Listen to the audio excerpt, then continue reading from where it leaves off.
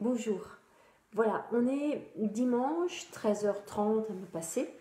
Et tout à l'heure, à 5h, on a notre culte. Et puis, ce culte est un culte qui est aussi le moment de rentrer dans Yom Kippour, dans ce temps de Yom Kippour qui commence ce soir. Ce soir, c'est Yom Kippour. Ce soir, on rentre dans ces 25 heures. Alors, j'en parlerai demain, hein, dans l'enseignement de demain, de ces 25 heures, de ce qu'elles représentent pour nous, juifs et chrétiens qui aimons Jésus. Voilà, on va le dire comme ça, juifs et chrétiens qui aimons Jésus. Qu'est-ce que représentent ces 25 heures? On va déjà en parler un peu ce soir à 17 heures, de cette journée particulière qui nous est donnée, mettre à part pour pendant 25 heures méditer juste ces 24 dernières heures de la vie de Jésus. Et je crois que Jésus Yeshua, et je crois que ça donne du sens et une profondeur à ce Yom Kippour, à ce temps où on se dit Ratima Tova, j'espère que ton nom est inscrit dans le livre de vie. Et en Jésus, la réponse est oui, mon nom est inscrit dans le livre de vie. J'avais une question qui me trottait dans la tête ce matin pendant que je priais, dire mais est-ce que j'en suis digne, Seigneur? Rends-moi digne. Et la réponse, elle est très catholique finalement. Je ne suis pas digne, mais dis une seule parole et je serai digne. Oui, je ne suis pas digne. Aucun de nous ne l'est. Mais le Seigneur, par une seule parole, par sa parole, nous rend dignes, nous qualifie. Il y a cette phrase qui dit que Dieu appelle des gens qui ne sont pas qualifiés, qui ne sont pas compétents, et qu'il les qualifie, qu'il les rend compétents. Et Amen. Au nom de Jésus Yeshua, Amen. Aucun de nous n'est compétent ou qualifié. Alors, ce midi, on va quand même continuer les deux dernières paroles de l'Exode, là.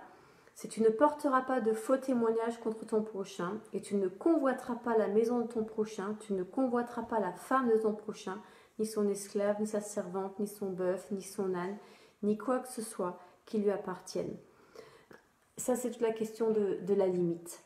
Je crois que Jacques le dit bien quand il parle de la langue, ce petit muscle qui est capable de tellement de méchanceté, de dégâts. Et en même temps, c'est par la langue, par la bouche que Dieu a créé le monde. Parce que si Dieu parle, c'est qu'il a une langue. Enfin, vous voyez, je veux dire. À quoi j'utilise ma langue? Tu ne porteras pas de faux témoignages, c'est tu ne tueras pas avec ta bouche. Et c'est là, tout revient à ce tu ne tueras pas. On a vu hier que le vol relève du meurtre aussi, puisque c'est l'ennemi, le diable, quoi, qui est le voleur et qui vient pour voler, dérober, tuer. Voilà. Et là, on en est à tuer l'autre, à pas tuer toi, tuer l'autre, mais à le tuer d'un mot, d'une phrase, d'une parole. Voilà, c'est tout ça qu'on porte là, en ce moment, dans ces jours redoutables. Ces jours redoutables où finalement on est aussi appelé, quelque part de la part de l'Éternel, à ouvrir les yeux sur nous-mêmes, sur la poutre qui est dans notre œil, sur tout ce qui en nous a besoin d'être revisité par son esprit, purifié par sa parole. Voilà, c'est ça ces jours redoutables. Et je crois que ça les rend moins redoutables. Une seule chose finalement les rend moins redoutables, c'est qu'on ne les traverse pas seuls. On les traverse avec Jésus. Avec Jésus Yeshua qui nous prend par la main et qui nous dit mais ce creux de la vallée, il faut le traverser. Il faut que tu saches, il faut que tu vois. J'allais dire l'état de ton cœur, l'état de ton âme. Parce que ça nous permet, j'allais dire, de mesurer à quel point le prix que Jésus Yeshua a payé est important. Et je crois que c'est revoir ça. C'est reprendre ce temps, dire Seigneur, Jésus, mais tout ça pour moi. Juste, voilà, parce que tu m'aimes. Je crois que s'attarder 25 heures, prendre le temps de s'arrêter, demain, toute la journée, 25 heures là-dessus, pour dire Seigneur, tant d'amour, ce sang, ces larmes, tout ça pour moi. Et de ne pas prendre à la légère ce Yom Kippour, vous savez, où le grand prêtre rentre, on le dit, hein, Jésus là, il prend les vêtements du grand prêtre, à savoir, il est nu. Le grand prêtre, le jour de Yom Kippour, rentrait juste avec un vêtement de lin. Jésus, il va sur la croix nu. Oui. Et aujourd'hui, cette parole, tu ne porteras pas de faux témoignage contre ton prochain. Tu ne parleras pas mal. Tais-toi. Moi, ce que j'entends, c'est tais-toi. Catherine, tais-toi. Mais tais-toi. Et combien de fois j'ai besoin que le Seigneur va me redire, mais tais-toi. Tais-toi. Chut. Et Seigneur, aujourd'hui, je veux entendre encore plus ce tais-toi pour rentrer dans ta parole à toi. D'abord pour l'entendre, parce que chaque fois que je me tais, je peux entendre le Seigneur. Et une fois que j'ai entendu sa parole, eh bien ma parole peut se calquer, s'accorder à la sienne. Et du coup, ma parole devient une parole de vie. Même si c'est pour dire des choses pas agréables, hein, c'est pas ça le sujet. Le sujet, c'est pas que ma parole va devenir à chaque fois tout le monde il est beau, tout le monde il est gentil. Jésus n'a pas dit tout le monde il est beau, tout le monde il est gentil. Mais c'était la parole de l'Éternel. C'était une parole, ce qu'on dit, perforatrice, c'est-à-dire qui transperçait les cœurs parce qu'elle venait en ligne directe du cœur du Père. Il ne s'agit pas de croire que de croire que quand je prononce les paroles de Dieu, c'est la parole. Dieu n'est pas un bisounours. Dieu n'est pas un bisounours. Par contre, sa parole est là pour ramener la vie, pour mettre en lumière, pour ramener la vie. Et que nos paroles ne soient pas des paroles de bisounours, mais des paroles qui ramènent la vie. Bien sûr, avec la douceur et l'amour. Mais vous savez, quand quelqu'un vient me voir et dit le Seigneur m'a montré, ou le Seigneur veut te rendre attentive à ceci ou cela, il a beau l'enrober de miel, de sucre, de tout ce qu'on veut, ça reste douloureux. La vraie maturité, au fond, consiste à ne pas s'en prendre à la personne, mais à revenir à Dieu. C'est facile de dire tu te prends pour qui pour me dire ça? C'est pas ça. C'est pas ça. C'est dire mais Seigneur, pardon, j'entends ce que tu me dis, parce que j'étais pas capable de l'entendre toute seule. Merci d'avoir mis des gens autour de moi pour me permettre d'entendre ce que tu veux me dire, et pour revenir à toi, et pour revenir poser mon oreille où? Sur le cœur de Jésus, sur le cœur du Père, et pour entendre.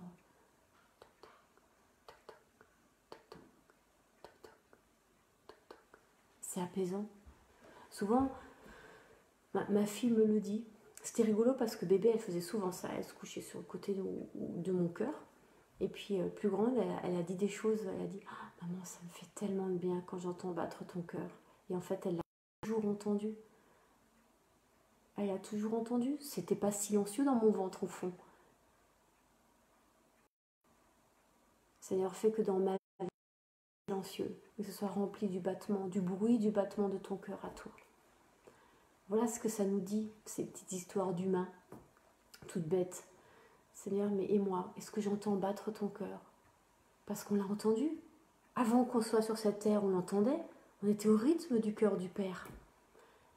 Et puis la vie, l'éducation, les coups, les blessures. Et vous vous rappelez à votre conversion, sentiment de rentrer à la maison.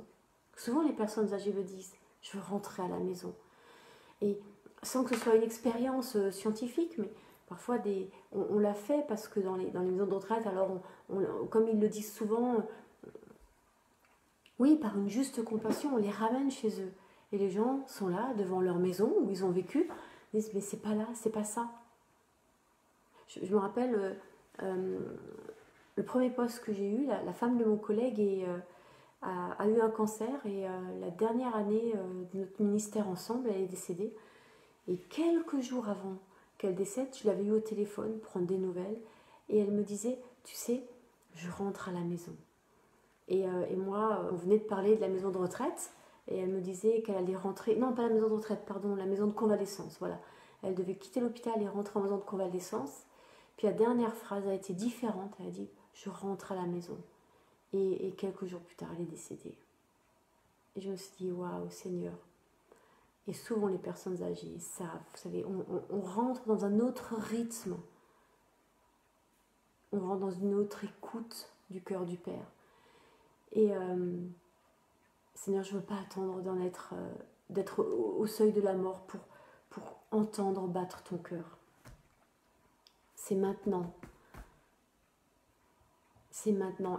Et ce jour grand et redoutable dans lequel, ces jours grands et redoutables dans lesquels on est, eh bien au fond, ils sont là pour nous montrer à quel point on a perdu le sens du rythme du cœur du Père. C'est pour ça qu'ils sont là. C'est pas grave, c'est pas grave. Vous voyez ce que c'est de redoutable? Oui, c'est redoutable. On a perdu le sens du rythme du cœur du Père. Et ces jours-là, avant Kippour, sont là pour nous faire mesurer à quel point on a perdu ça, mais à quel point Jésus, il est rentré dans le lieu très saint pour nous redonner le rythme du cœur du Père. Et en Jésus Yeshua, on peut, comme le disciple, comme Jean, retrouver ce rythme du cœur du Père. Et alors oui, la conséquence, ça va être des paroles de vie, ça va être des paroles, vous voyez, d'espérance, ça va être des guérisons, des miracles, des signes, des prodiges, etc. etc. Vous voyez, c'est léger, je dis etc. parce que là, ce qui importe, c'est le rythme du cœur du Père. Et ce qui est beau, ce qui est merveilleux, c'est quand on peut se dire, ça, c'est le rythme du cœur du Père. C'est-à-dire, donne-nous d'être dans cette intimité-là, avec toi. Amen. Et on se retrouve tout à l'heure, à 17h, pour notre moment de culte, et on commencera par le message, par la parole. Et la parole, c'est ces fameuses, voilà, dernières 24 heures de la vie de Jésus. Si vous avez envie de participer, faites-le savoir et mettez des petits mots là.